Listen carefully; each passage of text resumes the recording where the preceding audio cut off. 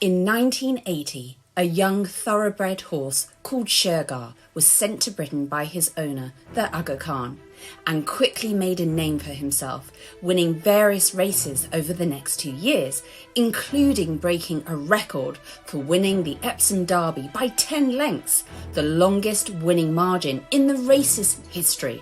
Shergar is 10 lengths clear. Scintillating air gets into second place. Treads parade and shotgun. Fins of gold come next. There's only one horse in it. You need a telescope to see the rest. They have a furlong to go. And Shergar is galloping them into the ground.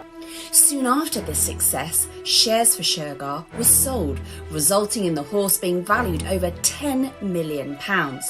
This meant the Aga Khan still owned a large proportion of Shergar, but there were now 34 other people in this syndicate. Shergar was considered one of the most valuable and best racehorses in the world, and as a stud he was making over £80,000 a pop.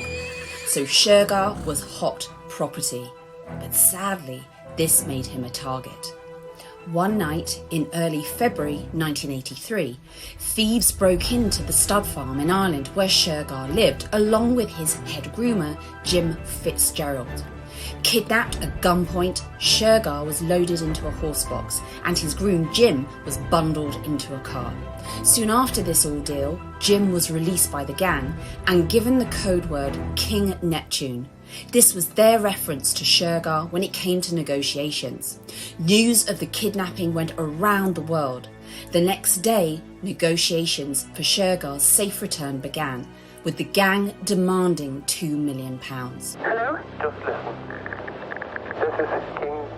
4 days into these talks, all went silent when the syndicate that owned Shergar demanded proof that he was still alive. The perpetrators of this awful kidnapping were never found, nor was Shergar. And it was as if Shergar and the thieves had just disappeared into oblivion. In 1999, a former member of the Provisional Irish Republic Army, the IRA, called Sean O'Callaghan, came forward. And he said it was the IRA that were responsible for this kidnapping. During the early 80s, funds were needed by the IRA to arm themselves in the fight for united Ireland, so kidnapping Shergar was a way around this. Sean O'Callaghan is reported to have said that soon after the kidnapping, as Shergar was being moved, he panicked and fractured his leg. Without a vet on board, Shergar had damaged his leg, and Sean claims this led to his untimely death and subsequent radio silence with the negotiations. What would you say to those people who have him? To keep him well, keep him okay, keep him right, that's all I can say.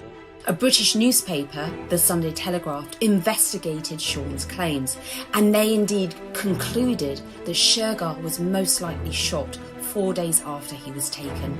To this day, Shergar's remains have never been found, nor arrests made in connection to his disappearance. To honour the memory of this magnificent horse, the Shergar Cup was established that same year of O'Callaghan's revelations. And Shergar's memory lives on in race history.